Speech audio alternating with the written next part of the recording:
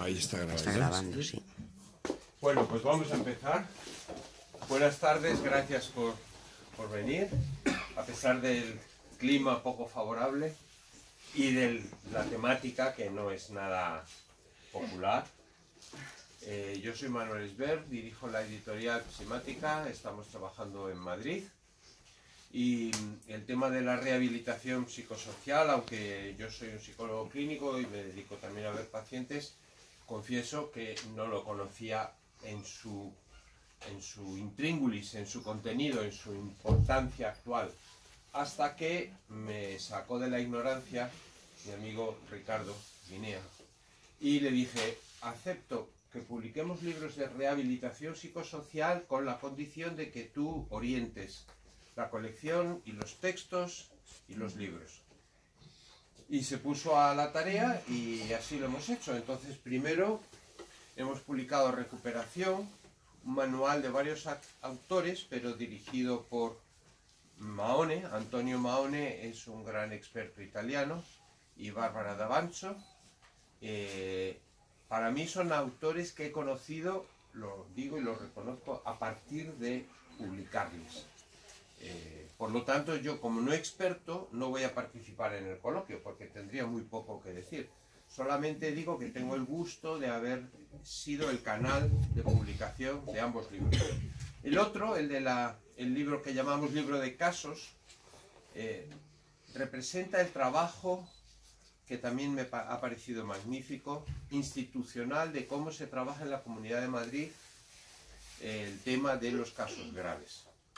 Y no tengo mucho más que decir, porque habiendo aquí expertos que conocen el tema en detalle, y además de cómo se está trabajando aquí en Castilla, León, en Valladolid, en toda esta área, yo creo que no debo decir más que callarme respetuosamente a ellos y darles la palabra, empezando por Martín, que es el verdadero anfitrión de este acto. ¿De acuerdo? Pues tienes la palabra, Martín. Muchas gracias.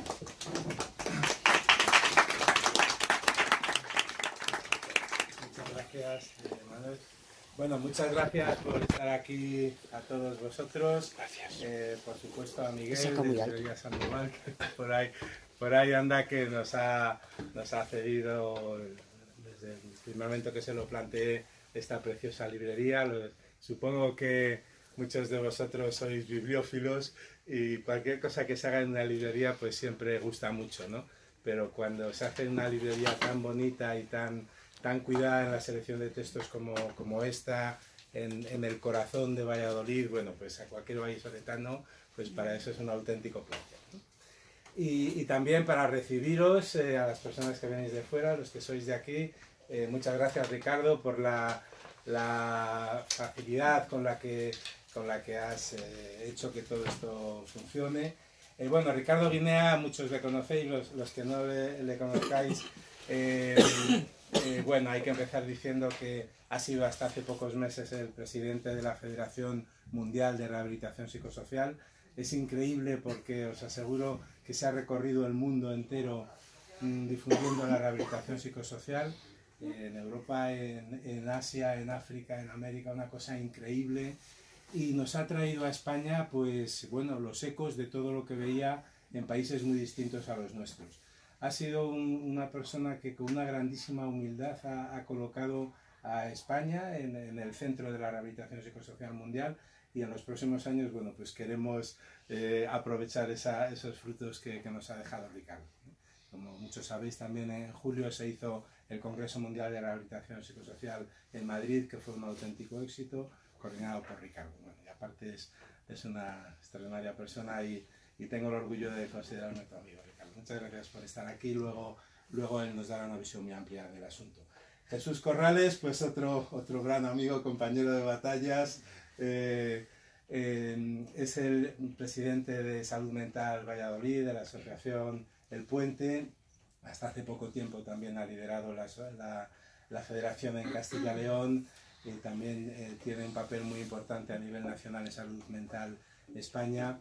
Es la voz de las familias y es una persona que conoce muy desde dentro lo que es la rehabilitación psicosocial y que tiene unas ideas clarísimas desde un ámbito y desde fuera del profesional. Sabemos que el equipo de la rehabilitación lo construye en primer lugar la persona que está en su proceso de reconstrucción personal, en segundo lugar la familia y el entorno social de esa persona, y los profesionales pues estamos allí para intentar ayudar.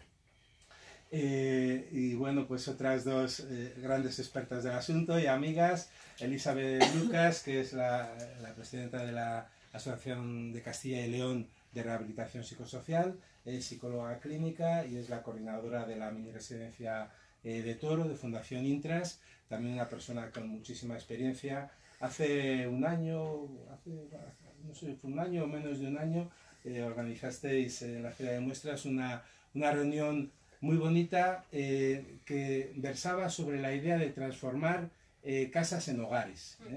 Seguro que alguna pincelada de aquello nos comentarás.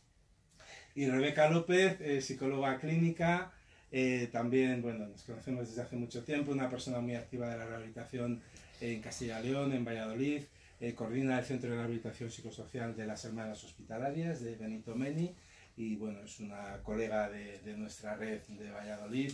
Y bueno, pues nada más. Bueno, yo Martín Vargas, soy psiquiatra del Hospital Río Ortega y ahora pues tengo el privilegio también de presidir la Federación Española de Asociaciones de Rehabilitación Psicosocial. Pues nada, vamos a por ello, hay muchas caras conocidas. Pues sin más, yo creo que Ricardo, ¿te parece? Vale, perfecto. Bueno, pues Ricardo, muchas gracias Manuel, muchas gracias Martín, efectivamente somos amigos y se nota en la presentación. Buenas noches, llevamos trabajando juntos muchos años y ha sido un placer que todavía continúa y va a continuar. Buenas noches a todos, señoras, caballeros, peluches, ¿no? Integrando todo lo necesario. Bueno, como tenemos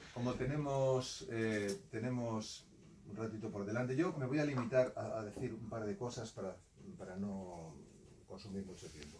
Primero quisiera poner en perspectiva la rehabilitación hoy, ¿no? Es decir, habría que mencionar lo que era el mundo de la enfermedad mental grave antes de que la rehabilitación psicosocial empezase a trabajar, ¿no? Era una cosa siniestra, que los más jóvenes no habrán conocido, pero los más veteranos como yo sí hemos conocido. Nosotros sabíamos lo que era entrar en un hospital y que lo que hubiera que hacerse es taparse la nariz. La mayor parte de estos problemas se han resuelto en España, probablemente no todos, pero en buena parte se han resuelto, y probablemente muchas de las personas que estéis aquí, trabajáis en el campo, quizás tengáis la fortuna de no recordar esto. La rehabilitación psicosocial es, como sabéis, una adaptación y una adaptación a los problemas de las personas con enfermedades graves del modelo comunitario. Se trata de tratar los problemas de las personas allí donde se presentan. Se trata de intentar no separar a las personas de su casa, aunque pueda haber problemas en su casa y hay que ayudarlas en su casa y hay que ayudar a sus familias, pero la idea general hay que intentar no extraerlas de ningún sitio, sino que intentar llevar las ayudas allí donde son necesarias. Y bueno, esta idea lleva implementándose en Europa desde probablemente finales de los 60-70 de varias maneras, y en España yo creo que con mucha energía a partir del comienzo de este siglo, desde los últimos años del siglo pasado, hasta el punto de que ahora, pues, aunque no podamos decir que estamos contentos y que tengamos todas las cosas y que todos los usuarios y las familias y las personas tengan acceso a todo lo que necesitan, porque eso probablemente sería un poco quimérico, la situación ha cambiado bastante. Como novedad, en los últimos años han pasado algunas cosas interesantes. Una de las novedades que ha aparecido es la perspectiva de recuperación. La perspectiva de recuperación, que aquí está presentada como un cambio de paradigma, ¿no? Como una especie de un concepto o una idea compleja, que no todo el mundo entiende de la misma manera, una idea muy compleja, ¿no? Pero que viene a darle un vuelco a los consensos intelectuales sobre cómo pensar el tema de la enfermedad mental grave. Viene a cuestionar muchas cosas, muchos de los supuestos. Viene en primer lugar a cuestionar el hecho de que padecer una enfermedad mental grave sea el final de todo, ¿no? Es decir, viene a decir, señores, nosotros sabemos que tener una enfermedad mental grave, y voy a llamarla enfermedad mental grave porque no sé ya qué eufemismo que utilizar, ¿no? Es decir, pienso, algo de lo que ahora se llama esquizofrenia, o trastorno bipolar, o trastorno grave de personalidad, que son cosas, son nombres que les ponemos a situaciones que afectan a personas, efectivamente, porque por encima de todo están las personas, y que implican dificultades funcionales, que se pueden contemplar como discapacidad, que se pueden medir con instrumentos psicométricos, porque hay dificultades objetivas en cosas que los psicólogos experimentales pueden medir, etcétera, etcétera. Pero el vuelco realmente importante viene a consistir en que, a diferencia de lo que se venía a pensar pues hace 30 años a lo mejor, donde cuando alguien era diagnosticado de esquizofrenia, más o menos había una especie de silencio alrededor que venía a implicar, ok, cito, dice, bueno, ponerle un sitio cómodo en casa, un sillón, para que esté aburrido, para que no esté aburrido, para que vea la tele, etcétera, etcétera, y procurar que no se metan muchos líos.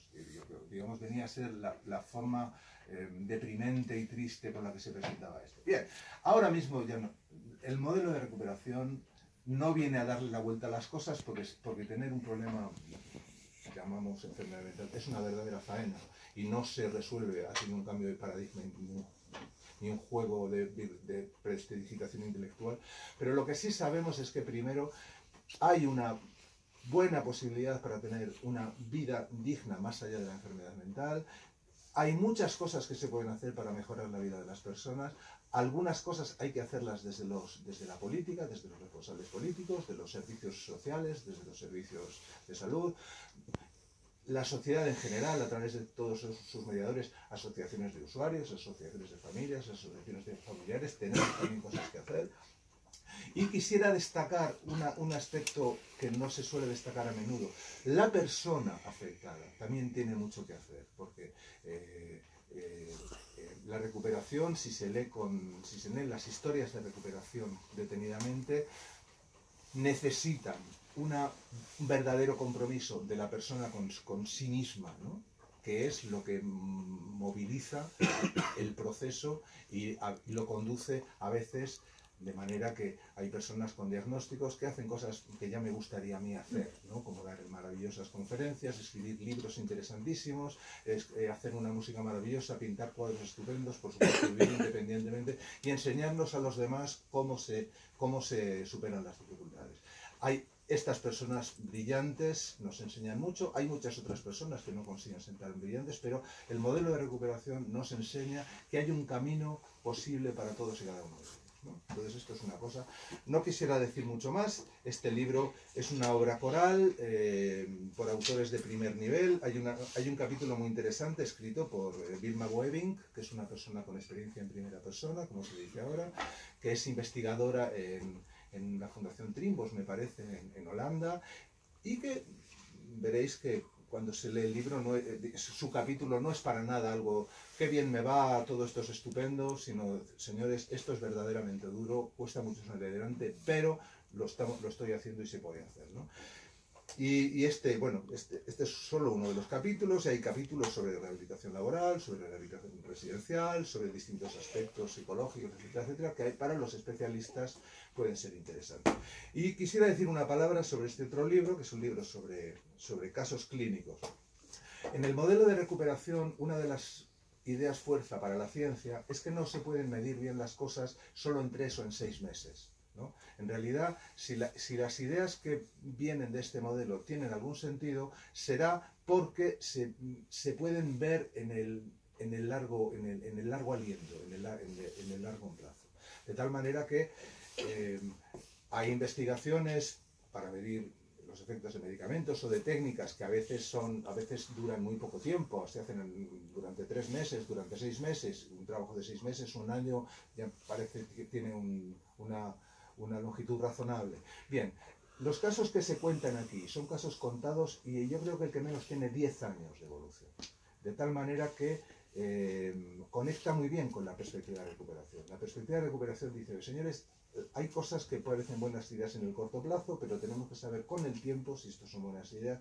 Hay ideas que parecen muy buenas ahora y luego al cabo de 4 meses dejan de tener sentido, y sin embargo ideas que parecen muy bobas ahora resulta que son las que conducen un proceso de recuperación en el largo plazo.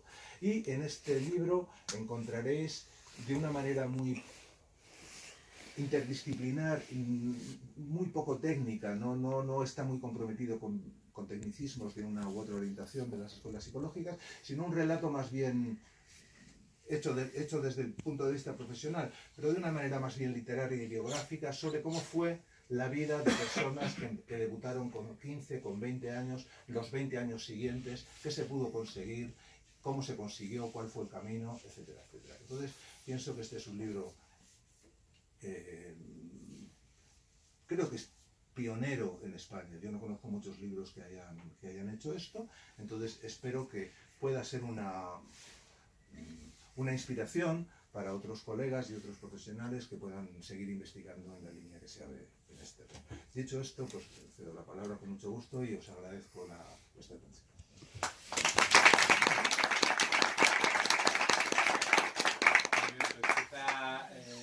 Jesús, vamos a hacer una breve ronda a los ponentes y luego abrimos al coloquio el tiempo que haga falta.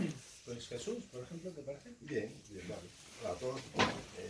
La mayoría de los que estáis aquí nos conocemos todos. Quiero agradecerle al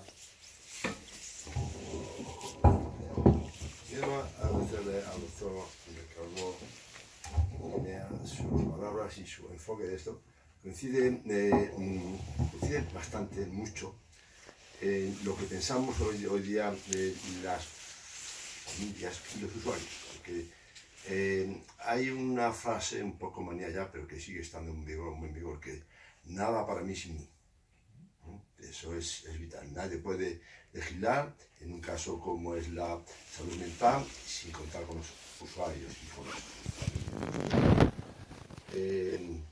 él ha hecho una defensa, entiendo yo, de lo que es la recuperación, lo que ha venido a España a partir del año 84 del siglo pasado con la reforma sanitaria, con el cierre de los manicomios, cuando todavía se pensaba que una persona con problemas de salud mental tenía que estar recluido, que no había remedio para ello. Eso, afortunadamente, en otros países, como bien has dicho, eso ya estaba superado en el año 84. Entonces aquí empezamos a copiar algún modelo de lo que ya había, y las familias, ante la falta de recursos, pues nos pusimos en marcha en los momentos aquellos y empezamos a reivindicar.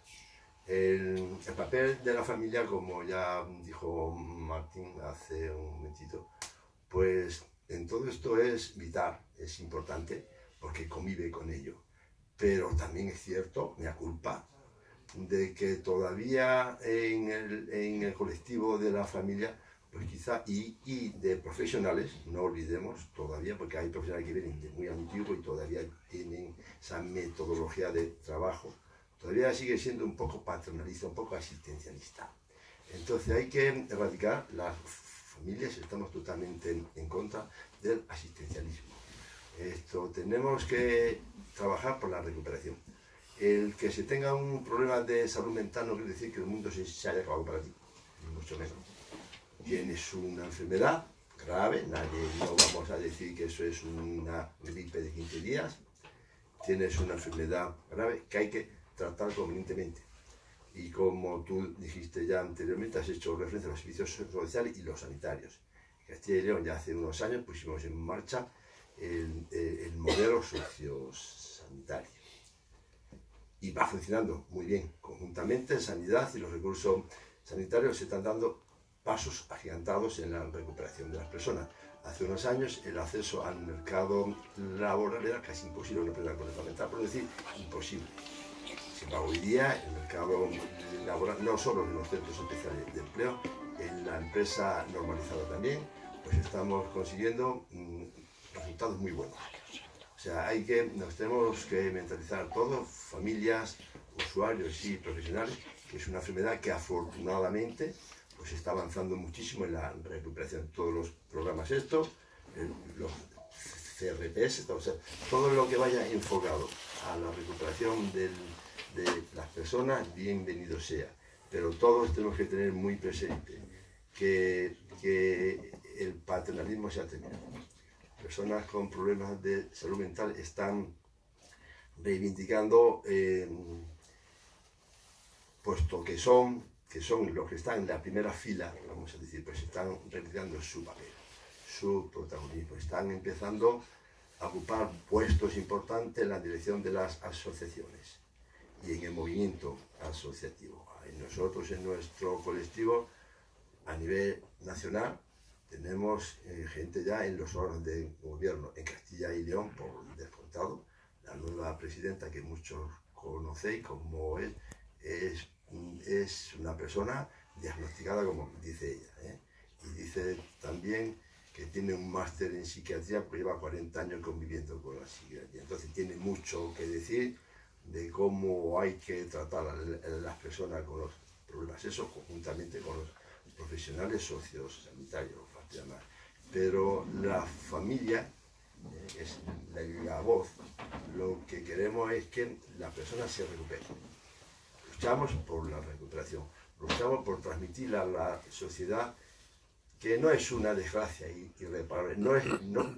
Hace muy poco tiempo leí a alguien, me mandó, no sé quién, una frase de un psiquiatra que no estoy para nada de acuerdo con ella, que decía que padecer una enfermedad mental, decía, es la muerte civil de la persona. No estoy de acuerdo. Eso quizás hace 50 años era cierto, pero no hoy día. Hoy día tener un problema de salud mental no es la muerte civil. Lo único es que hay que trabajar mucho para recuperarla. La familia y los profesionales, pues tenemos que trabajar mucho con la persona que lo padece, en primer lugar para que acepte lo que tiene y que tiene remedio. Tenemos que transmitir siempre en positivo. Eso es lo que yo vengo haciendo desde hace años. Dar a entender que ellos son recuperables, y más actualmente. Bien es cierto que hay personas muy cronificadas, que el avance es más lento y que hay un espacio para esas personas. Pero el asistencialismo debemos de desecharlo totalmente y olvidarnos de que eso existió algún día. Incluso voy algo más lejos, el estigma.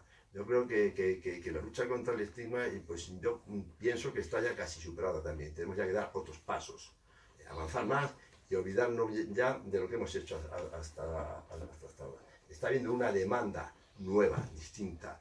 Gente más joven que se están incorporando a los colectivos, pues por entorno, consumo, el bullying, son problemas de salud mental distintos a lo que hemos conocido hasta ahora. Un diagnóstico de esquizofrenia, no, ahora viene otro tipo de usuarios, que ya los estamos teniendo nosotros en nuestra asociación, gente muy joven, de 16, 18, de 20 años, con problemas distintos a lo que tiene una persona que estuvo en un manicomio, por ejemplo. Son casos totalmente distintos.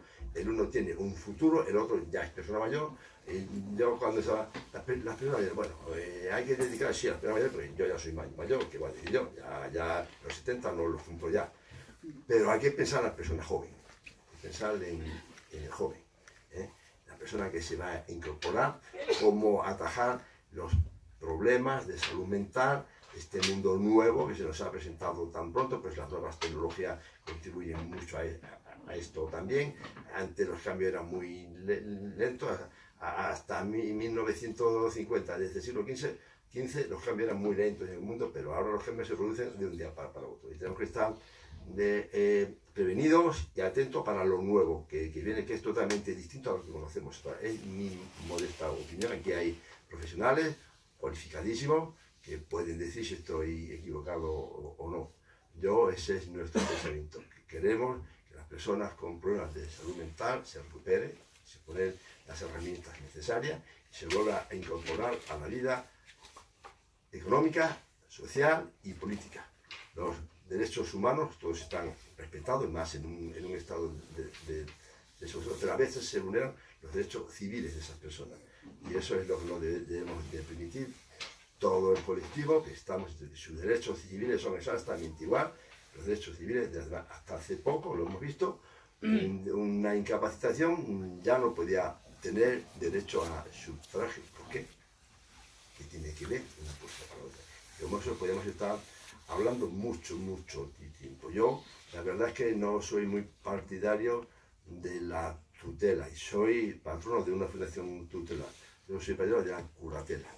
Pero la tutela teníamos todos que trabajar codo a codo para desterrarla. Eso sí es la muerte civil de una persona, una tutela. Ahora, bueno, si ya tienen derecho a sufragio, algo hemos avanzado. Pero todavía no puede decidir por sí misma, tiene que esperar a ver qué le dice su tutor. Que yo no soy una persona con 40 años, con 30 años, yo decido nada para mí sin mí, como dije. Yo decido, me equivoco. Yo me he equivocado en la vida muchas veces y creo que todos los que estamos aquí nos habremos equivocado alguna vez en nuestra vida. Porque no se puede equivocar, porque a mí no se me tiene en cuenta y a él se le tiene en cuenta un error. Y ya parece que le queda marcado ese error, el estigma, lo que dice nuestro diccionario, marcar con fuego a otro. Eso no tiene. Hay que aceptar que se pueden equivocar igual que nos equivocamos nosotros y que tienen los mismos derechos civiles que tenemos nosotros. Lo que hablamos ya hace un momentito, la ley tal, no una ley para no, una ley para las personas. Eso es lo que queremos en nuestro movimiento y lo que queremos en nuestro colectivo. Muchas gracias. He sacado algunos aspectos que seguro que luego retomaremos en el coloquio. Elizabeth. Bueno, yo agradecer primeramente a la Romar y bueno, como tenemos aquí parte de la Junta Directiva de la FEAR, darles la bienvenida también aquí en Valladolid y que estamos empezando fuerte. Bueno, yo antes de empezar con lo que tenía preparado, que había hecho como un esquema y había cogido ideas de la jornada que tuvimos el día 25 hace un año, cómo hacer que un alojamiento de personas con enfermedad mental sea una casa. Antes, luego se me olvida retomar una cosa que ha dicho Jesús, que me parece muy interesante cuando ha hablado de la incapacidad. Es verdad que hace 10 años, diría yo, 12 años, las personas que estaban incapacitadas por sus tutores, por sus familiares, por quien fuera, era muy difícil retomar esa capacidad otra vez, pero sí invitar a las personas que trabajan con personas con enfermedad mental que empiecen a mover eso y más que nada dándole la importancia a la persona y dejarle que la persona con enfermedad mental, con alguna discapacidad, sea quien empiece a retomar esa capacidad. Nosotros en Fundación Intras, en menos de 2 años, sí que hemos conseguido que 2 personas hayan recuperado la capacidad. Y simplemente que ellos han ido, bueno, se va al forense, se va a la fiscalía y se va al juicio. Y ahora mismo, pues viven, uno quería irse a Segovia, vive en su casa en Segovia y el otro está aquí en Valladolid. Pero sí animaros, yo sé que es difícil y cuando piensas está incapacitado, ¿cómo va a recobrar la capacidad? Que sí se puede. Y dar a las personas no sé, ese enfoque y esa meta. Vale, yo ahora os quería comentar lo que os he comentado. Yo en mi trabajo diario en una residencia para personas con enfermedad mental, la clínica intentamos que se produzca en espacios cotidianos, en la habitación, en la calle, en el bar, donde ellos quieran. Porque el reto de esta forma clínica es no invadir el espacio para la vida. Por eso la casa que pretende ser un hogar, que decía yo, ahora os explico un poco en el sitio en el que trabajo. El clínico se mueve de puntillas para pasar lo más desapercibido posible de la persona. Nosotros estamos invadiendo su casa, ellos son los que viven allí, nosotros somos meros extraños. Entonces esta residencia que os digo yo es una residencia, fue la primera de Castilla y León hace 11 años, en noviembre de este año, hace los 11. Y nuestro reto, y yo creo que el reto también de las personas que están ahí, es que salgan de allí, que no sea una residencia de por vida, que esto sea un trampolín para la vida autónoma, que vuelvan a poder ser ciudadanos, que vuelvan a irse con sus familias, a estar en una vivienda, lo que ellos quieran, para que se convierta en un espacio de inclusión. Muchas veces los que tenemos que cambiar el enfoque somos los profesionales, porque si nos basamos en la pedagogía que tenemos cada profesional y en la directividad, vamos mal, no les damos la importancia ni les dejamos decidir, ni la responsabilidad, ni la toma de decisiones, les quitamos incluso el papel como ciudadanos, sus derechos y todo, porque si nosotros, según entran por la residencia, en este caso por las viviendas, vas a dormir en la habitación de la izquierda, vas a comer a las 2, vas a comer a las 3, ya no es su casa. Eso es lo difícil, en el punto en el que se sitúa el profesional. Si estamos de un lado, estamos de otro, estamos en el medio. Yo con los 11 años de experiencia que llevamos en la residencia, para mí eso es lo más difícil. ¿Dónde se posiciona el profesional? Muchas de las personas cuando entran, he traído algunas de las preguntas que hacen, ellos vienen de estar institucionalizados, casi todos, y te dicen, ¿hasta cuándo voy a estar aquí? ¿Pero puedo tener llave de mi habitación? ¿Cuándo puedo salir de aquí? Y si yo una noche ligo, ¿puedo traer a mi novia a la habitación? ¿Puedo tener cuchillos cuando voy a la cocina? Son preguntas que ellos te hacen, pero están acostumbrados a no tener nada de eso. Y cuando tú les dices, es tu casa, dirígeme tú. Lo fácil es cuando tú entras en la residencia, cuando entras en la residencia, a ti te dicen que tienes que tener un PIAR, todos habéis hablado hoy, las evaluaciones. Lo difícil es que la persona empiece a decidir esos objetivos de su proceso individualizado de atención, por ejemplo. Muchos de ellos no quieren decidir y te dicen lo que tú digas, bien está. Y cuando entran en estas viviendas, en estos recursos, y les dices que allí la medicación la tienen que negociar con su psiquiatra. Y tú no me vas a decir la medicación que tengo que tomar, no. Vas a su psiquiatra, vas a hablar con tu psiquiatra y tú negocias esa medicación con él. Por ejemplo, no tengo que preguntar a nadie si puedo salir por la noche, si... No tienes que preguntar, solamente nosotros nos vamos a responsabilizar, si vienes, si no vienes, pero siempre la negociación con él. Lo que llevamos en estos 11 años y lo que hemos aprendido es que nos lo dicen ellos muchas veces. Si ellos llegan y yo les hacemos la cama, les lavamos la ropa, les ponemos las actividades de ocio, siguen siendo personas que vienen cronificados, ¿no? Ahora, actualmente hemos atendido en estos 11 años a 130 personas, son 42 plazas las que hay. Con eso quiero decir que cada año salen 8 mínimo y se van a recursos de menos supervisión, a sus casas o donde la persona quiera. También tenemos la experiencia de un catering que se llama Catering Zeta Jones, ¿vale? en el que da empleo. Pues mira, este año se han hecho nuevos contratos 65 personas, ¿no? Algunos repiten. Una persona que es el máximo responsable del catering lleva contratado 5 años. Ahora entró en la residencia, vive en su vivienda solo y lleva 5 años trabajando. ¿Vale? Entonces, con eso os quiero decir que ellos siguen teniendo su vida, como decía Ricardo, que el enfoque es su proyecto de vida y que nosotros somos meros acompañantes. Y lo que decía al principio, que tenemos que pasar de puntillas con ellos. No somos paternalistas, como decía Jesús, ni asistencialistas. Somos meros acompañantes y el profesional es lo que nos tenemos que introducir. Que somos, aunque sepamos mucho y tengamos 7, 8, 9 máster, hayamos sido presidentes de... Pero el que manda es él. Y es donde nos tenemos que posicionar nosotros. Y nos vamos a equivocar. Y nos vamos a sentir fatal. Porque él nos ha escapado. Nosotros ha suicidado. ¿Vale? El otro se ha ido y no va a volver. Y es el trabajo del profesional que tenemos que hacer. ¿Vale? Y con esto...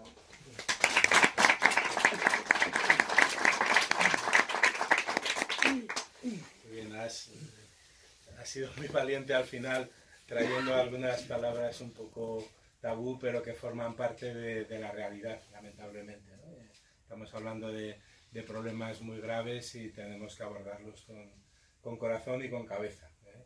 A mí me gusta decir que, te robo, me gusta decir que la rehabilitación psicosocial se hace con pájaros en la cabeza y con barro en los pies. Ese es el perfil de los profesionales y supongo que estaréis de acuerdo, ¿no? Porque hace falta ser muy idealista para trabajar en la rehabilitación psicosocial y a la vez tremendamente realista, porque si no, a veces vamos como elefante en cacharrería, ¿no? Entonces tenemos que conjugar esas dos cosas, ¿no? Bueno. Rebeca. Pues nada, bueno, en primer lugar, me agradezco poder estar aquí y te agradezco muchísimo a la FEAC, a la OGAP, a Martín, la invitación. La verdad que me puse tremendamente contenta. La vez que me puse tremendamente contenta, empecé a pensar que a lo mejor yo le daba a esto un punto muy crítico, ¿no? Entonces, bueno, pues me dio por ahí. Los CRPS llevan ya en Castilla y León 20 años. Yo he trabajado en 2 de ellos, de Zamora y ahora en Valladolid, y llevo ya pues 15 años trabajando en estos recursos. Entonces, bueno, pues eso, ya son 15 años, que ya se dice pronto, ¿verdad?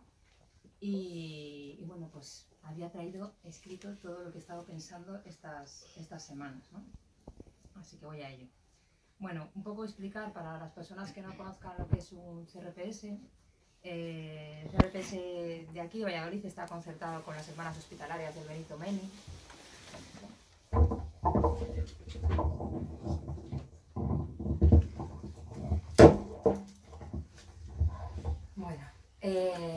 Bueno, pues eso, ¿no? Es un recurso concertado aquí en Valladolid y en la mayoría de las provincias de Castilla y León, con el área de salud mental pública, donde se ofrece lo que llamamos atención psicosocial.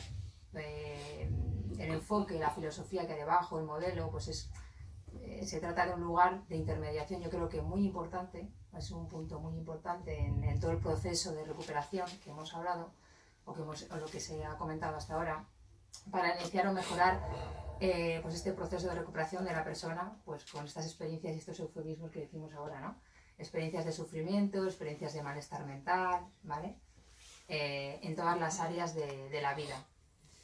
Este recurso lleva, como ya os he dicho, en marcha en Castilla y León desde 1999. Este año, en septiembre, octubre, por ahí, se celebra el 20 aniversario de estos espacios que tratan de ser espacios de inclusión, de recuperación, bueno, de que la persona vuelva a recuperar todo esto, ¿no?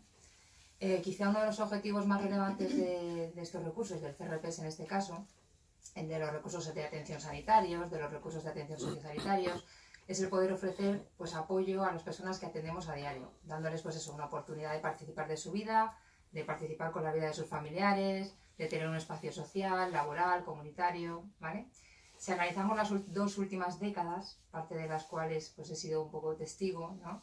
Pues el modelo de atención comunitaria en salud mental en Castilla y León podemos decir que pues, estamos bastante satisfechos, ¿no? Porque lo comentaba esto antes Ricardo, ¿no? Contamos con la existencia de un abanico importante de recursos. Yo he conocido muchísimos avances en este punto, ¿no? En los últimos 15 años, el despliegue de recursos cada vez más especializados, con mayor tecnología, con mayor coordinación, con mayor conexión, con sistemas de información cada vez más avanzados, con una gestión asistencial y social y sanitaria de mayor sofisticación. En estas redes actuales tan amplias y con diseños tan complejos, los espacios que atendemos deberían continuar mejorando en convertirse en verdaderos espacios de encuentro personal, de apoyo, de soporte y de participación real de las personas que atendemos. En algunos casos, en el día a día, lo que venimos observando es que se convierte en espacios reales de desconexión, de pérdida del contacto personal, de prestar apoyo solo a una parte de la persona. Estamos fragmentando totalmente la atención psicosocial. Provocamos más desintegración, más ruptura a las personas que estamos atendiendo. De esto somos todos responsables. Todos tendríamos que pensar si los lugares donde desarrollamos nuestra labor asistencial a diario se empiezan a convertir en lugares donde no hay un seguimiento continuado, donde apenas se habla con las personas, donde los cambios de profesionales de referencia son continuos.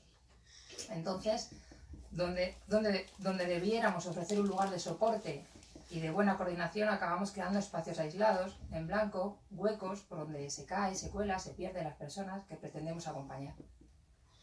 Lugares a veces con una menor participación de la persona, con menor contacto tú a tú, con menor encuentros personales, con menor trato humano. Si fuésemos capaces de preguntar más y escuchar más las respuestas de aquellas personas que vienen cada día a nuestros servicios, nos dirían algo parecido a esto. Que quieren y necesitan ser acompañados durante largo tiempo, idea que ha transmitido Ricardo, en diferentes lugares y espacios de su vida, con personas que se interesen y conozcan e intenten comprender su proceso. Que les gustaría que se les incluya a la hora de tomar decisiones, que se les ofrezca alternativas en sus dificultades diarias, que se comuniquen y se integren y se conecten más los servicios a los que acuden, que se cansan de pasearse por la ciudad para recibir las diferentes atenciones diarias, que se muestran enfadados porque les cambian de profesionales de referencia. Algo así nos comentarían y nos comentan a diario. Otra de las situaciones que nos preocupan mucho profundamente se refiere a la epidemia de soledad y aislamiento que se extiende cada vez más entre las personas que vemos. Nos hacemos con frecuencia la pregunta de cómo podremos ofrecer una red de apoyo social de forma continuada, que no desaparezca, que acompañe durante largo periodo de tiempo, con encuentros frecuentes, con escucha, con apoyo emocional. Reconocemos que este tema es de difícil respuesta y muchos profesionales dirán que no compete a los servicios de salud mental resolver esta cuestión. Pero no atender a este problema de la soledad está produciendo que en elevadas situaciones se convierta en el principal objeto de nuestra atención, en el inicio de un deterioro integral de la persona.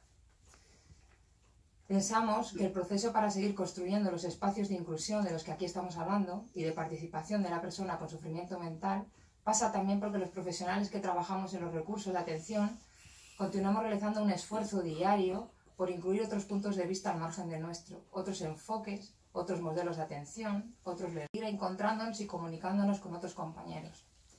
Muy a menudo aquello no nos cuadra, aquello que dice el otro no nos cuadra, que lo que más nos cuesta comprender desde nuestro pensamiento racional, desde nuestras creencias, yo creo que es aquí, en este punto, donde tenemos que realizar verdaderos esfuerzos de acercamiento y de escucha con el otro.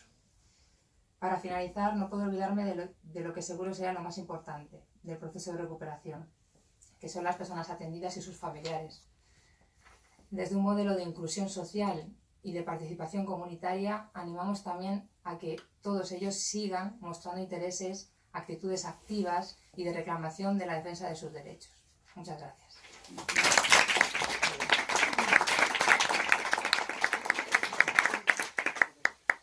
Muchas gracias, Rebeca. Fantástico el toque crítico y autocrítico, porque si estamos convencidos de que la rehabilitación psicosocial tiene un efecto, funciona, puesto que tiene un efecto, a veces el efecto puede ser perjudicial. Entonces, esto que es común a la medicina y a la asistencia sanitaria, ¿no? El primum non nocere, en primer lugar, no perjudicar. A veces somos un tanto ingenuos y pensamos que con la rehabilitación psicosocial siempre beneficiamos o por lo menos no hacemos daño, ¿no? Pero a veces podemos perjudicar y entonces nuestro primer objetivo debería de ser ese, no perjudicar, ¿no? Bueno, yo creo que han salido bastantes ideas interesantes. Ahora tenemos el tiempo que queramos, un rato, para abrir un coloquio. Habíamos pensado en este marco general de espacios de inclusión, que es lo suficientemente amplio para que quepa todo, ¿no? Entonces, pues nada, tenéis la palabra. Venga, a ver quién se anima a romper el fuego.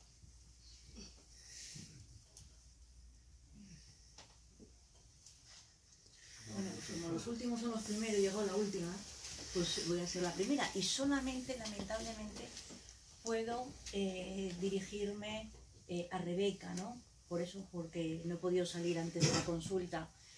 Me ha gustado ese punto de vista crítico, ¿no? Tú como profesional, he visto que eres psicóloga, soy colega tuya, y ese punto de vista crítico de cuando sientes qué es lo que falta, ¿no? O qué es lo que se debería de hacer y que todavía no se hace. Y eso, quien nos da esa referencia son cada una de las personas con las cuales estamos trabajando, ¿no? Cada una de esas personas son las que nos enseñan a nosotros, los que nos dan ese toque de atención sin que se den cuenta de la importancia que es. Por eso tenemos que estar abiertos siempre en esa escucha, en esa crítica. ¿Desde cuándo tú estás transmitiendo esa crítica dentro de los equipos de trabajo para poder subsanar en alguna medida, ¿no? Estoy viendo esto, ¿qué podemos hacer? ¿Qué respuesta estás obteniendo ante esas lagunas? Bueno, yo creo... Bueno, porque tú puedes decir esto, estamos viendo este resultado, estamos acompañando menos de lo que realmente querríamos. La gente se está sintiendo mucho más sola de lo que querríamos. Bueno, yo creo mi interés que... es qué respuesta obtienes. A ver, yo creo que bueno, hay compañeros que me conocen y bueno, hay una compañera que está detrás tuyo que es compañera de equipo. Entonces yo creo que soy una continua crítica, o sea, soy una continua insatisfecha, entonces me hago preguntas, nos hacemos preguntas el equipo casi continuamente, ¿no? Entonces, bueno, las personas también que han podido asistir a encuentros ahí en el centro de rehabilitación, pues bueno, saben que estamos continuamente, sobre todo eso, preguntando a las familias, a las personas que vienen todos los días, qué es lo que no hacemos tan bien. Entonces, como lo estamos continuamente preguntando y ellos te responden de una forma muy abierta y muy clara, y hay evidencias, y hay hechos. Entonces, bueno, pues intentamos dar respuesta en el sentido de intentar paliar todo aquello que no estamos haciendo, tanto dentro como fuera. O sea, el CRPS es un recurso que está conectado con un montón de servicios. Entonces, claro, la información, el poder comunicarnos, lo que decía, ¿no? El poder conectar con otros profesionales, estar coordinados, tener reuniones de encuentro, trasladar toda esa información. Entonces, ¿qué hacemos? No dejamos de reunirnos, no dejamos de trasladarnos, de trasladar la información, de que la comunicación fluya, de cuestionarnos, de preguntarnos, ¿no? No sé si te he respondido así, ¿no? Pero sí que es verdad que es algo que con cada persona, ¿no? Incluso reflexionamos, oye, esta persona se nos ha ido, no quiere seguir con nosotros, ¿qué hemos hecho mal?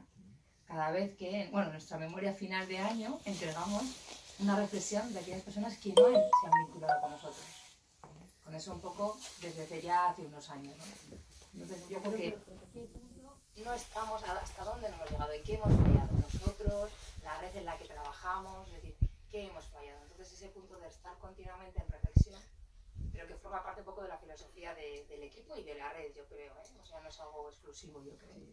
Incluso los propios profesionales de otras entidades sociales, sociosanitarias, nos trasladamos los mensajes, ¿no? La comunicación yo creo que es muy abierta, lo que ha dicho Martín. Somos personas pues que somos ciertamente un poco bastante, tenemos una parte de utopía y de energía hay una parte muy vocacional en esto, entonces yo creo que nos transmitimos con mucha tranquilidad todo este mensaje, ¿verdad? Sí, es que eso es vital. No sé si Eso te he respondido. es lo que le ponemos pasión, ¿no? Sí. Yo llevo en el mundo de la psicología 39 años y aquí en Valladolid 31, ¿no?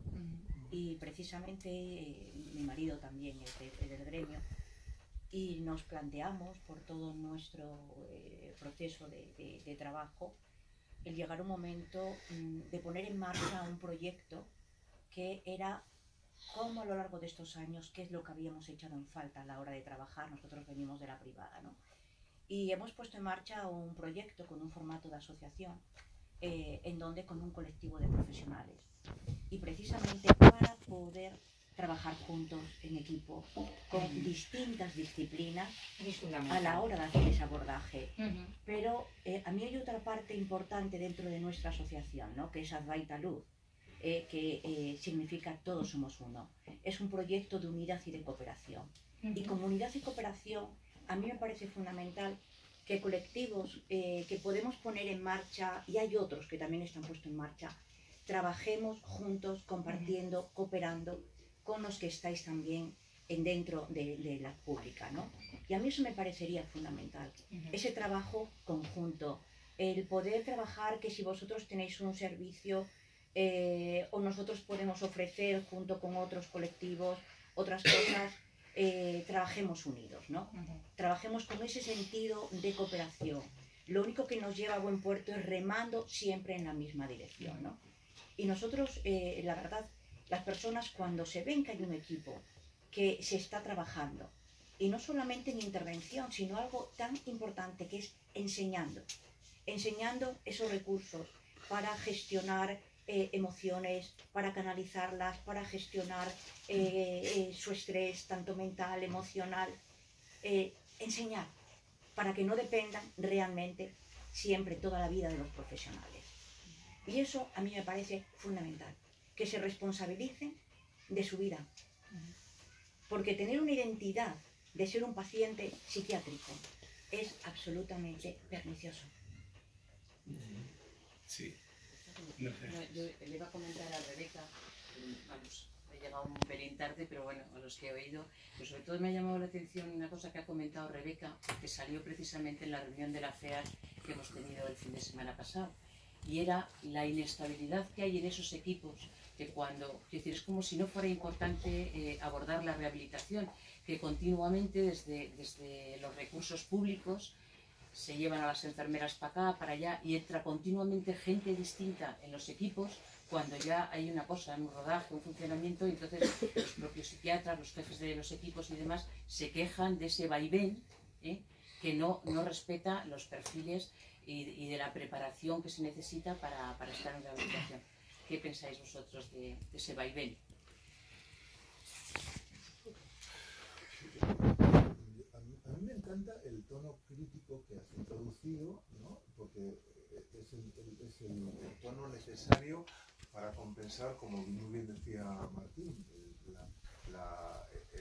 el aspecto visionario que necesitamos tener para ver qué tipo de sociedad y qué tipo de relaciones queremos tener. Pero efectivamente ha señalado algunas cosas que pueden salir mal y que salen mal en los equipos, y efectivamente en el mundo real toda clase de cosas pueden estar saliendo mal todo el tiempo. Entonces, yo cuando escuchaba cosas, te escuchaba a ti, por ejemplo, contar, mira, estamos consiguiendo hogarizar los servicios. Por supuesto, esto es una idea filosóficamente muy potente, porque del cambio de vivir en una habitación de hospital o en una habitación prestada donde yo no soy, a tener alguna sensación de pertenencia, hay un cambio brutal, no solo cosmético, es un cambio que afecta, yo creo, a la propia identidad de la persona, ¿no?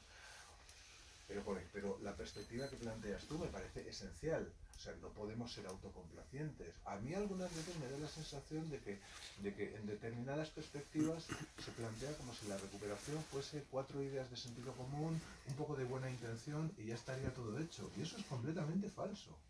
La rehabilitación es un campo extraordinariamente difícil, extraordinariamente complejo, ¿no? La clínica de las personas con trastornos graves, la forma de comunicarse con ellas, y estoy convencido de que es perfectamente posible comunicarse con esas personas, es perfectamente posible llegar a ellas de manera auténtica, es perfecto, pero hay que aprender a hacerlo. Y no se hace solo con buena intención, es mucho más difícil que llegar a una persona a la que todo le va bien, ¿no? A mí, por ejemplo, una de las cosas que me parece que necesitamos es seguir avanzando, por ejemplo, desde las asociaciones científicas, donde ya hemos hecho muy buena parte del trabajo. Una parte del trabajo es poner esto encima de la mesa. Tengo la intuición de que una buena idea sería que profundizásemos en los aspectos técnicos, ¿no? Por ejemplo, de en qué consiste una relación verdaderamente colaborativa con una persona, que no sea puramente reunirse en un despacho, ¿no? Y esto afecta a un montón de cosas a la vez, afecta a la formación, ¿no? Yo tenía uno de mis maestros, decía, no sé, cuando yo supervisaba centros en Madrid, bueno, se crearon un montón de puestos de trabajo y se hubo que reclutar a muchísimos profesionales en poco tiempo para cubrir todos los servicios que se necesitaban. Y se contrataba educadores sociales, psicólogos, etcétera, personas que salían de la universidad, y enseguida había problemas. Claro que habría problemas, claro que habría problemas. Porque un profesional en el terreno sí, como me decía mi maestro, no se forma en los 5 años o en los 4 años de la facultad. Eso es el principio, amigos. Se forma durante 15 puñeteros años, pensando, leyendo, reflexionando, escribiendo, ¿no? Y ese es el plazo, ¿no? Y uno de los problemas que tenemos en España, creo yo, y esto nos vamos corrigiendo día a día, creo yo. Aquí no hemos tenido un Basaglia, ¿no? Que lleva trabajando ¿no? desde los años 60, que es un ideólogo, y varias generaciones de profesionales se han formado con eso. Nosotros aquí una cosa muy buena es que hemos crecido muy rápido, ¿no? Y una cosa que necesitamos hacer, creo yo, y esto conecta un poco con lo que planteabas tú, necesitamos los profesionales pensar mucho. Los profesionales somos muy necesarios, muy necesarios, muy necesarios. Es decir, nosotros podemos plantear, bueno, sí, efectivamente, la parte fundamental de un proceso de rehabilitación radica en que la persona afectada, con los apoyos necesarios, se ponga en marcha, asuma como pueda, como buenamente pueda la situación, y se vaya poniendo en marcha, y nosotros seamos capaces de ayudar a esa persona. Yo creo que hay una cosa, por ejemplo, que tendremos mucho que hablar, es cómo pensar esta relación de ayuda. Yo no creo que sea que ahora resulta que antes mandaban los doctores y obedecían los pacientes, y ahora mandan los pacientes y obedecen los doctores. No, señor. No, señor. Los profesionales tenemos mucho que decir, o deberíamos de tenerlo si supiéramos qué es lo que tendríamos que decir, ¿no? En ese sentido pienso que hay mucho que investigar, mucho que aprender, mucho que publicar. Hay una enorme tradición, el otro día lo hablamos también en Madrid, hay una enorme tradición de psicólogos o psiquiatras que desde muchos puntos de vista han estado trabajando sobre la relación con las personas con enfermedades graves, ¿no?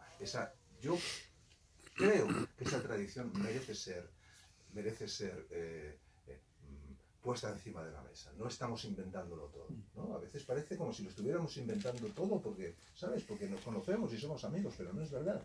Hay señores, Sullivan en Estados Unidos, probablemente el primer usuario experto, ¿no? Porque parece ser que era homosexual, era esquizofrénico o casi esquizofrénico, y fue un maravilloso psiquiatra y ha escrito maravillosos libros sobre cómo es vivir o cómo se representa, ¿no? el que se produzca. Frida von Richman, ¿no? Rogers. El primer caso de recuperación publicado probablemente lo publicó Freud. Mejor dicho, Freud lo comentó. El caso Schreber. El caso Schreber es espectacular. Es espectacular, ¿no? Un señor que desde un manicomio pleitea sin el apoyo de nadie con las administraciones de aquel momento, para él solo ser rehabilitado y recapacitado, ¿no? Pienso que una de las cosas que yo haría sería intentar, como profesionales, ahora ya que están las asociaciones de familias, que son los titulares, y las asociaciones de usuarios, que son titulares de unos derechos que son suyos, ¿no? Pienso que los profesionales tenemos mucho trabajo que hacer intentando recuperar esta tradición, descubriendo todos los tesoros que hay ahí, y acordándonos que cuando nos encontramos en el despacho con los pacientes, toda esa tradición nos conviene conocerla, ¿no? Y no es solo una cosa de buena intención, etcétera, etcétera. No sé, como decía Schreber,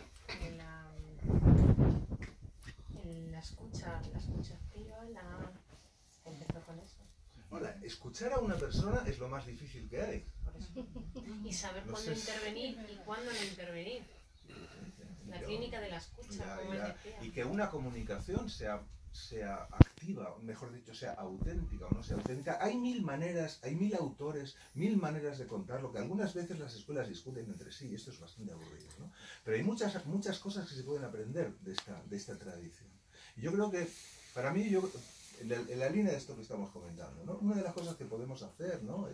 es tomar la responsabilidad de mejorar nuestra formación y conectarla con otras tradiciones anteriores, que me parece que es un trabajo que a veces se pierde de generación en generación, ¿no? Una generación se olvida de lo que hizo la generación anterior, y esto es un error.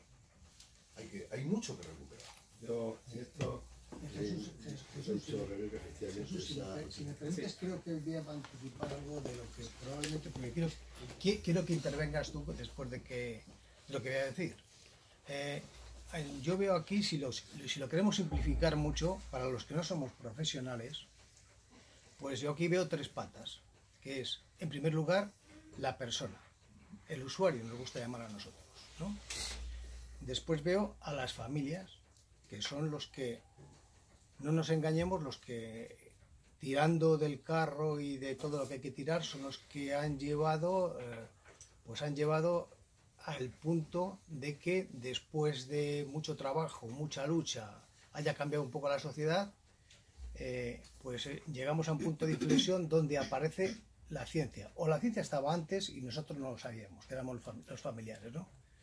Y lo que ha dicho Jesús Corrales es súper importante, por lo menos para las familias. Nosotros, claro, en un mundo ideal, pues queremos lo mejor para la persona que necesita ayuda o no la necesita, porque yo no lo tengo claro. Para mí es una gran duda si necesita ayuda o no la necesita, es muy importante. Pero también lo más importante de todo, y quiero abrir un poco el debate aquí, es si cuando las familias confiamos en los profesionales para hacer un trabajo conjunto y en la misma dirección, nosotros estamos súper comprometidos. ¿Cómo no vamos a estarlo? Y yo digo, ¿y los profesionales?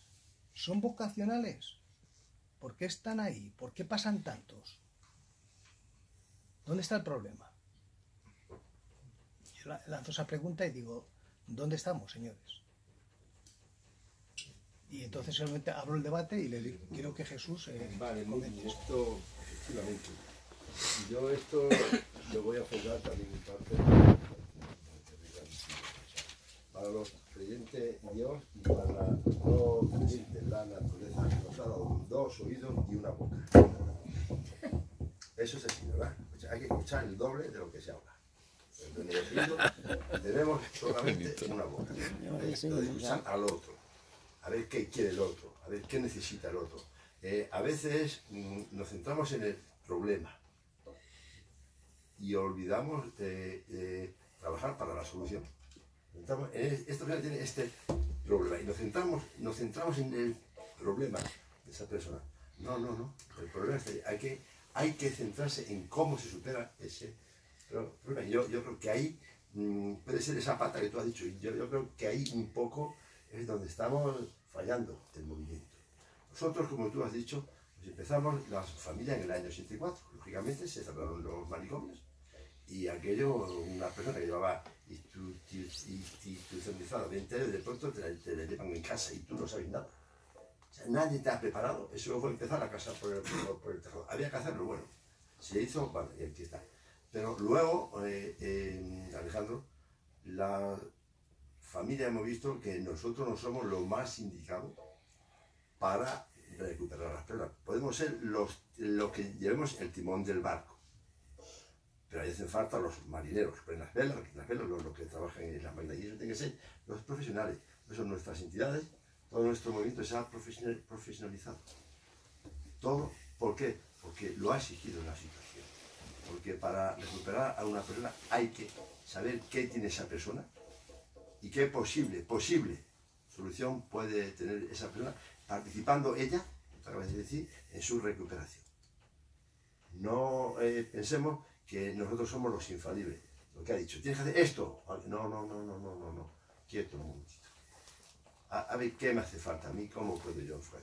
Yo tengo una experiencia personal con mi hijo. Mi hijo ha tocado fondo. Tocó fondo hace 15 años. Pero fondo de verdad. Yo soy una persona quizá muy realista o un poco dura a veces. Yo dije a mi hijo que tocase fondo. Y digo, esto no es normal. Esto no va a ser nunca. Y tocó fondo. Y lleva 15 años, es maravilla. Yo no sé ni qué medicamento toma, os lo podéis ver. No sé ni qué medicamento toma, ni a qué hora los toma. Eso lo hace él, que es su responsabilidad. Y él trabaja y se levanta todos los días a las 6:30 de la mañana. Y ayer, por ejemplo, porque fue a Segovia y allí hubo la apertura de un supermercado en el cual él trabaja, y tuvo que venir a casa a las 10 de la noche. Salió a las 7:15 y volvió a las 10 de la noche. Y hoy a las 6:30 ya está. O sea, es su responsabilidad, la cual yo le he hecho que él adquiera esa responsabilidad. Yo no soy psiquiatra ni soy psicólogo, pero sí soy realista y tengo un perfil empresario que es lo que he sido toda mi vida. Digo, esto así no puede ser. Porque un negocio va mal, hay que reflotarlo. Si este negocio va mal, que si la vida de mi hijo va mal, entonces hay que reflotarla. Entonces, lo que antes he dicho, lo del patriotismo y lo de servir, no hay que servir. Y no centrarnos en el problema, ese está ahí. Ahora, solucionemos el problema este. ¿Cómo? Todo, el equipo. ¿Quién forma el equipo? Primero, la persona afectada. Eso es lo más importante. Me doy siempre en la asociación que primero son los usuarios, luego la familia y luego los profesionales. En grado. Ahora, esto es un trío. Por cualquier parte que esto se rompa, esto se desmorona totalmente. Nada puede funcionar por sí mismo. Los profesionales por sí mismos es imposible. La familia por sí mismo no tenemos los conocimientos técnicos ni profesionales necesarios. El usuario pues no necesita ayuda en ese momento. Pero una vez que se le presta esa ayuda, lo que tenemos es que preparar a la gente, y seguramente, a volar por sí mismo. Todos tenemos alas, que nos enseñen a manejar esas alas. Cuando se nos ha olvidado cómo manejarla. Y no está pendiente totalmente de ella. Lo de la vivienda. Nosotros aquí en Valladolid, la asociación somos una asociación mixta, familiar. Tenemos 14 viviendas en este momento. Yo soy el presidente. Solo he ido una vez a una vivienda y pedí permiso a los usuarios si me autorizaban a entrar a la vivienda. Y una vez dentro de la vivienda quise las habitaciones y pedí permiso. Y hubo uno que me dijo, no pedí la puerta, no la toqué. Es su casa. Como yo, en mi casa entra quien yo quiero. Pues en su casa entrará quien él quiera. Y los profesionales que están en esa vivienda tienen que saber que están en casa ajena. Ellos van allí a hacer un trabajo, pero están en casa ajena. Usted aquí cumple su trabajo, y una vez que está hecho su trabajo, usted no pase de ahí. El siguiente paso es su intimidad, es su casa. Él decide. Como no se le puede decir, como muy bien ha dicho Rebeca, tienes que comer a las 3, a las 4. No, yo hay días que como a las 2 y yo como a las 3 y media. ¿Por qué tiene que tener un horario rígido, estricto? Y él no puede decidir por su vida. Lo que dije al principio, nada para mí sin mí. Bueno, pues yo ahí no tengo ganas de comer. Y lo que dijo, y si salgo un fin de semana y digo, puedo llevarlo a casa, es tu vivienda, es tu casa. ¿Y por qué no puedes tener un cuchillo en la cocina? No lo tengo yo. Entonces, igual es que decir, oye, ¿pero qué pasa? ¿Y no se me pueden cruzar los cables a mí con un cuchillo? Pues exactamente igual que a los demás, que tiene que ver una cuestión para... Esto es un equipo multidisciplinar, en el cual todos tenemos un papel. Pero yo, y soy familia, pienso que la familia cada vez debe de delegar más en el usuario, debe delegar en la persona. Al principio somos imprescindibles, pero una vez que ya... Eso es como a un niño. Le enseñamos a andar, pero cuando ya anda, lo dejamos que ande él solo, ¿o no? O montar en bici. Uno que se vaya a montar en bici, pues hijo, coge la bici y te marcha. Pues esto es exactamente igual. Y eso también va por los profesionales. Tenemos que estar cuando se nos necesita. Y cuando no se nos necesita, estar sin que se note que estamos. ¿Eso es muy difícil? Sí. Pero eso es lo que tenemos que conseguir. Estar sin que se note que estamos. Que él se sienta dueño de sí mismo, dueño de su vida, de sus actos. Que adquiera su responsabilidad. Que sepa que tiene que tomar su medicamento. Yo muchas veces y me dijo, yo tomo 2 pastillas al día. O sea, no piense que tú eres el único que toma pastillas. Tu madre toma 3 o 4 pastillas al día. Y creo que aquí hay mucha gente que tomamos todo pastillas por unas causas o por otras. Pues tú tienes que tener esa responsabilidad.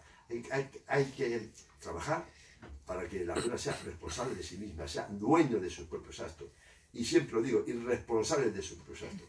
Habéis oído decir muchas veces los derechos de las personas de salud mental. Y siempre digo, y los deberes. Y los mismos deberes que tengo yo, él los tiene. Los mismos derechos que tengo yo, él los tiene. Eso, ahí es, por eso cuando digo es que a veces nos centramos solo en el problema. No, centrarse en la solución. Y a veces la solución es dura es a veces, pero hay que aplicarla por el bien de la persona. Eso es como cuando hay un cáncer, hay que extirpar, pues se extirpa, y no pasa nada. Se extirpa y punto. Pues aquí hay que extirpar también a veces.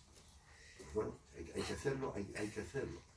Y a veces hay situaciones, como todos sabemos, pues todos estamos en el sector, pues muy extrema también. Pero siempre se ha dicho, a grandes males, grandes remedios. Eso es así. Pero es así. Con los años también, desde la psiquiatría, uno curiosamente se hace más optimista, porque... Yo soy optimista. Sí, ya cuando llevas años en esto de la psiquiatría, ves a pacientes que a lo mejor viste hace 15 años o 20, que estaban fatal, luego los ves y dices, pero madre mía, ¿cómo ha mejorado esta persona?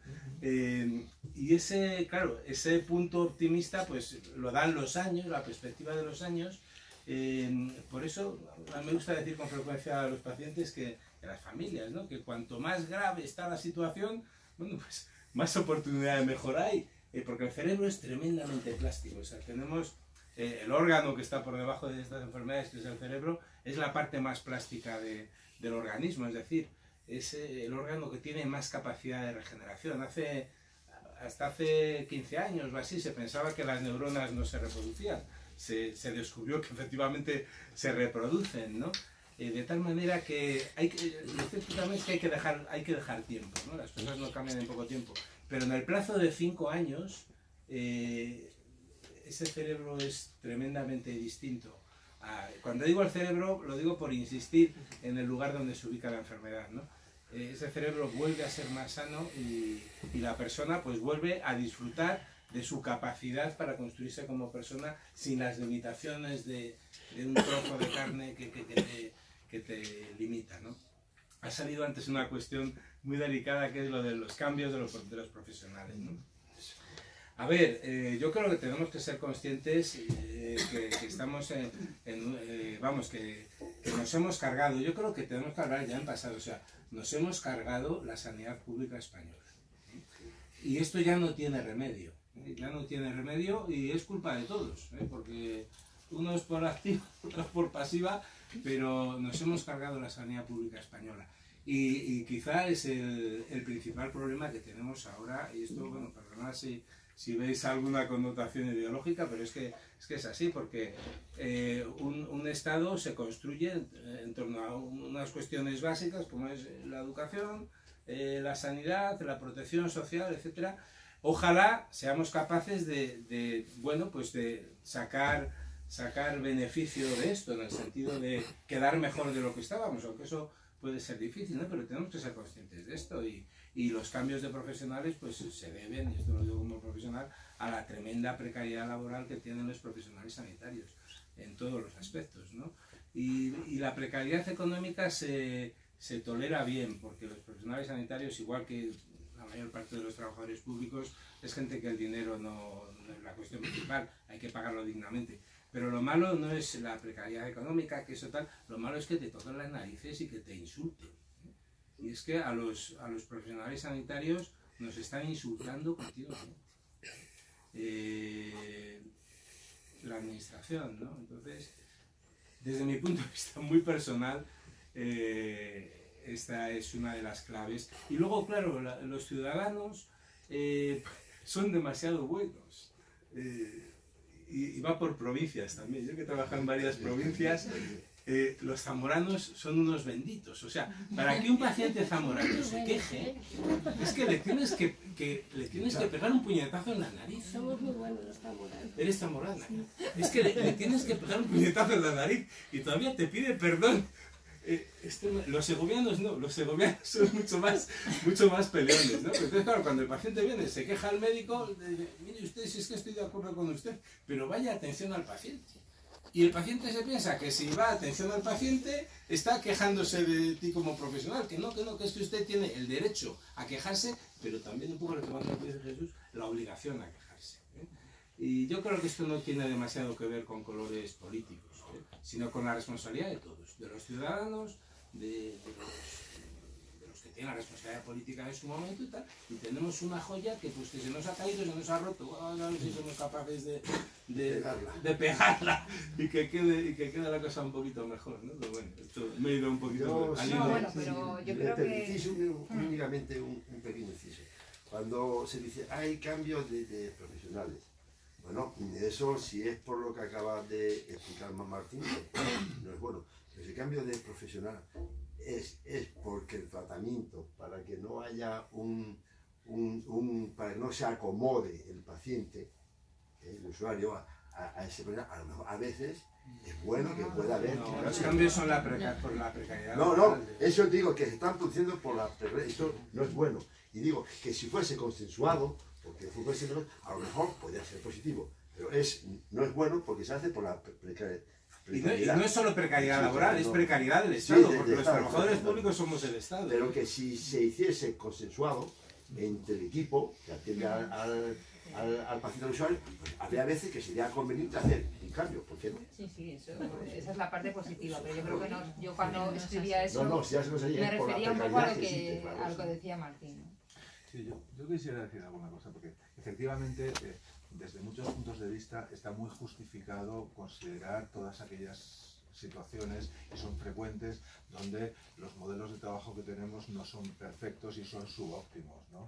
El problema es que queremos muchas cosas a la vez. Queremos que las señoras tengan una baja maternal, ahora queremos que también la tengan los padres, es decir, hay un montón de reglas, es decir, todas estas cosas condicionan muchísimo lo que dice Martín. Probablemente, vamos, conoces mejor el sistema. Yo siempre he trabajado en una cooperativa semi-privada, con lo cual tú conoces mucho mejor esto.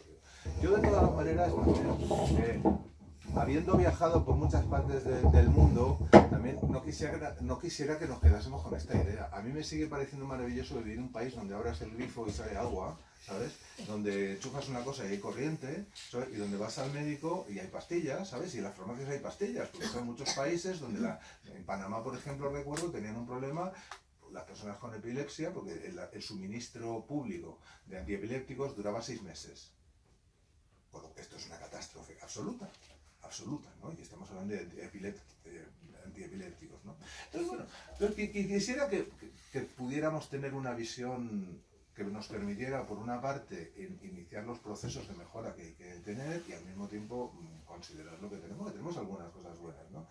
Dicho esto, quisiera volver a algunas de las cosas que aprendemos hablando de recuperación. Vamos a ver, una cosa interesante del proceso de recuperación, como hemos insistido, es que, primero, es un proceso de la persona. Segundo, no parece depender mucho de ninguna cosa en particular. Es decir, en casi todas las historias de recuperación que lees, casi siempre hay una persona, 2 personas, ¿no?, que han estado ahí siempre, que están apoyando siempre y que son claves. ¿Es el psiquiatra? No. ¿O sí? ¿O es el psicólogo? No. ¿O sí? ¿O es su papá? ¿O su mamá? ¿O el portero del edificio? Vete a saber, ¿no? Eso no quiere decir que dentro de lo que es un sistema orientado a la recuperación haya una gran cantidad de servicios independientes e individuales, ¿no? Lo vimos cuando hicimos un libro para el inserso, intentando ver todas aquellas oportunidades que podría haber para una persona con problema de enfermedad mental. Eran una enorme cantidad de oportunidades que a veces ni las sabíamos, o sea, no solo las sanitarias, las sociales y las prestaciones sociales, ¿sabes? Y las oportunidades de apoyo por la vía de la discapacidad, y entonces la dependencia, y los recursos formales y los informales, es decir, yo creo que es justo estar enfadados o molestarse si los servicios tienen un comportamiento subóptimo, y lo digo como padre de una niña severamente discapacitada sensorialmente. O sea, yo soy profesional, pero también soy padre, ¿no? Y también he tenido mi historia con los servicios sociales, y también puedo contar historias sobre lo decepcionado que se puede encontrar uno cuando se encuentra con un profesional que no se entera de lo que te estás contando, y lo enormemente agradecido que te puedes encontrar con una persona, aunque tenga 1 o 2 intervenciones, que sí sabe de lo que te está hablando, que sí sabe de lo que está. Y hay algunos profesionales así, hay algunos, espero que muchos, ¿no? En esto me vuelvo, bueno, por supuesto, hay digresiones que podemos tener y podemos pensar en el sistema, los sistemas son perfectibles y tal y cual, pero una reunión de este tipo me parece interesante, como usuarios, como profesionales, como padres, saber que bueno, hay un camino para todos, ¿no? En todas las situaciones, hay algún tipo de camino que puede conducir en casi todas las situaciones, lamentablemente no en todas, porque algunas veces hay gente que le va mal, y también tenemos que admitir eso, porque si no, estamos locos. A algunas personas les va mal y no sabemos por qué, ¿no? Pero sin embargo, a muchas de las personas que les iba muy mal antes, sabemos, como dice Martín, que les puede ir bastante bien, ¿no? Y ese es el sentido. Yo creo que, bueno, eso es lo que nos convoca, y bueno, esto es un espacio de inclusión, en una bonita librería. Esto hubiera sido impensable hace 30 años, esta reunión no hubiera tenido que ver hubiera sido en un hospital, y nosotros estaríamos con batas blancas, para que eso nos diferenciara bien de los demás, ¿no? Y si hubiera aquí algún usuario, que no sé si lo hay, podría haberlo, ojalá lo haya, no sé, ¿no? A lo mejor tendría que haber estado en pijama, para que se distinguiera bien también de los otros, ¿sabes? Y sin embargo, mira tú lo que estamos haciendo. O no estaría ni aquí. O no estaría ni aquí, ¿sabes? Entonces yo quisiera, no sé, o sea, me parece que es muy, muy interesante reconocer el camino que hemos hecho y manteniendo este saludable espíritu crítico que estamos diciendo, ver, bueno, cómo tendrían que ser los procesos de mejora continua, los profesionales. Bueno, muchos profesionales los tenemos, de hecho, no todos, desafortunadamente, pero es que tampoco todos los profesionales somos iguales. A mí a veces me parece que es muy esquemática esta distinción. Las familias, los profesionales, los usuarios. Me parece que esto es muy... Yo he sido usuario de servicios psiquiátricos alguna vez. Tuve un psicoanalista durante casi 10 años. Me fue bien, ¿no? Me pasaban mis cosas. Y no sé, por supuesto no puedo decir que fuera esquizofrénico, gracias a Dios. Pero a mí me pasaban mis cosas, ¿no? O sea que eso, como padre, he sido familiar, o sea, más o menos, ¿no?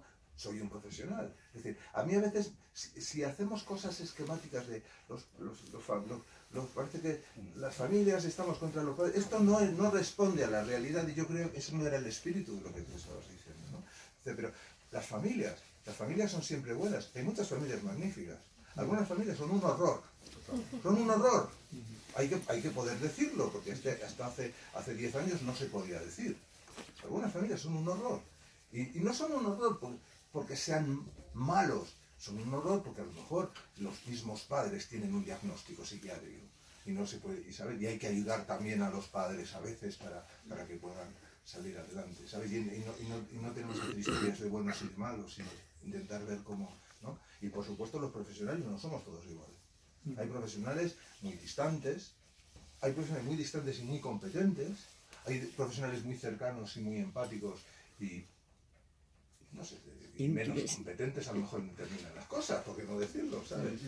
¿Sabes? Es decir, hay usuarios o personas, ¿no?, con los que da gusto trabajar y otros con los que da horror, porque repiten patrones de relación con nosotros que son dificilísimos de movilizar, y es una especie de batalla que los profesionales tenemos que intentar para no irnos enfadados a casa y no querer dimitir, ¿no?